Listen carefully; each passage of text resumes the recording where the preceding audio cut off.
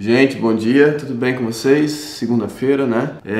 Então, vamos lá. Eu queria falar uma coisa hoje sobre essa situação dos nossos afetos e como a gente pode tentar fugir deles ou olhar para eles e lidar com eles. E tem a ver com o que eu tenho falado, que eu falei nos últimos dias sobre o desamparo, sobre a ansiedade, esses dois vídeos. Então, eu queria falar um pouco mais sobre isso, com um exemplo que serve bem para explicar o que eu estava querendo dizer antes e que talvez estivesse confuso, que tem a ver com por que eu acho que a gente não deve fugir dos nossos desconfortos e por que eu acho que a gente não deve tentar resolver eles rapidamente e extirpar eles do nosso conjunto de emoções, todos esses termos, sei lá, emoções, sentimentos, afetos, mas enfim.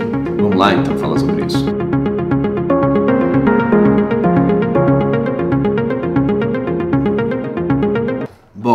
O que acontece? Primeiro, esses termos são todos o que é afeto, o que é sentimento, o que é sensação, o que é emoção.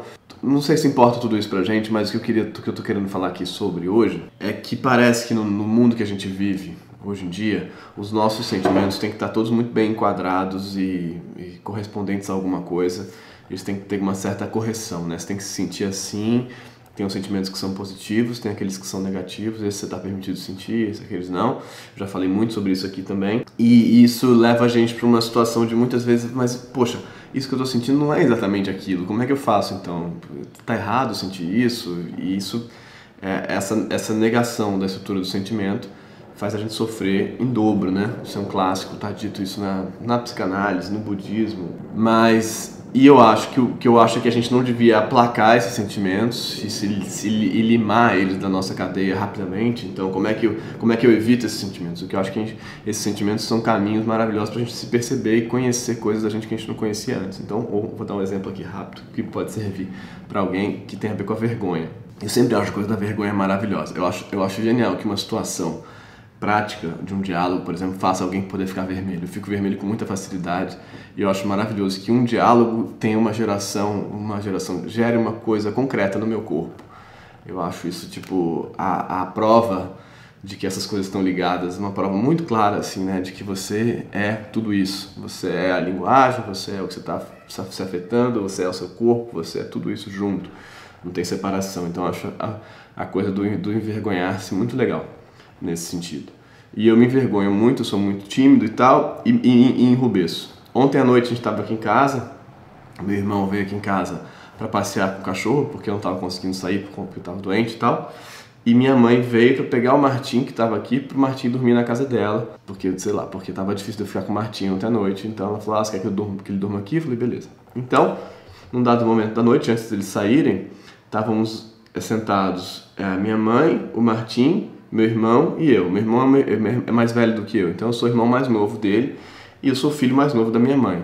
E eu sou o pai do Martim. Então são três figuras que se relacionam de uma maneira complexa. E a maneira como cada uma dessas figuras me vê e a fantasia que eu construo a respeito da maneira como essas figuras me veem. O Martim é pra casa da minha mãe e eu falei, você tem que tomar banho quando chegar lá, tá? E aí ele falou, não, só vou tomar banho depois de jantar. E aí virou o Martim é muito essas crianças de hoje em dia. E aí começa essa negociação, não, você vai tomar banho, não vai, não sei o quê. E aí 39 de febre, exausto, falei, Martim, então é assim, ou você chega lá e toma banho antes, ou você vai ter que tomar banho aqui, antes de ir. Aí ele falou, então tá bom, então eu tomo banho aqui. E ele foi tirando a roupa para tomar banho. E eu não queria que ele tomasse banho aqui, de fato, porque ia dar maior trabalho, eles já estavam saindo. E aí eu me arrependi de ter feito essa espécie de chantagem com ele, que é uma coisa que eu não gosto de fazer, mas eu estava tão exausto que eu acabei fazendo. E aí eu falei, não, Martim, peraí. Ele falou, mas você falou que era pra tomar banho. Eu falei, não, eu tava negociando com você. E aí eu fiquei profundamente envergonhado de como minha mãe, profundamente não, mas envergonhado de como minha mãe e o meu irmão estavam me vendo. Porque naquela hora eu tinha sido um pai que tinha errado, percebe, assim, no meu procedimento. E meu irmão também é pai, minha mãe obviamente é mãe, então eles têm as perspectivas deles sobre isso. E aí na hora eu falei, eu fiquei envergonhado, percebi minha vergonha e falei, filho, desculpa, eu tentei uma negociação com você, deu errado, não era isso, eu tava tentando te convencer a tomar banho lá, mas não adianta. E ele falou, não vou tomar banho lá, eu vou tomar banho só depois do jantar, porque ele queria brincar. E aí eu fiquei meio sem saber o que fazer, enrubescido, e aí chamei o Martim pro quarto. Falei, vamos conversar no quarto, porque eu precisava, na minha lógica ali na explicação, eu precisava de retirar ele das pessoas olhando para ele que ele estava performando uma situação de poder, de afirmação. Mas na verdade eu precisava me retirar daquela múltipla tribuna ou plateia que me via de maneiras ou da minha projeção sobre como eles estavam me vendo. Então eu fui pro quarto, conversei com o Martim, falei, cara, então, ó, só vou te levar pra casa e tal, não sei o que, você vai lá, então chega lá, você toma banho e tal. E aí conversei com ele falou, mas eu não quero e tal. E aí ele falou, tá bom, calma, deixa eu respirar um pouco. Aí ele ficou lá sentado um tempo, e depois ele saiu e a coisa se resolveu.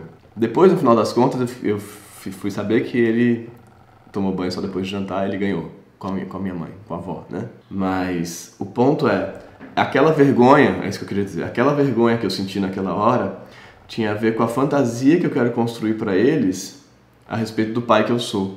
Eu não tive vergonha do Martim, de fato. Com o Martim, eu consigo... Isso é louco. Com o Martim, como pai, eu consigo construir... Eu aceito a construção de uma figura mais fragilizada como pai do que para minha mãe e para o meu irmão. Que seria o natural ser fragilizado, né?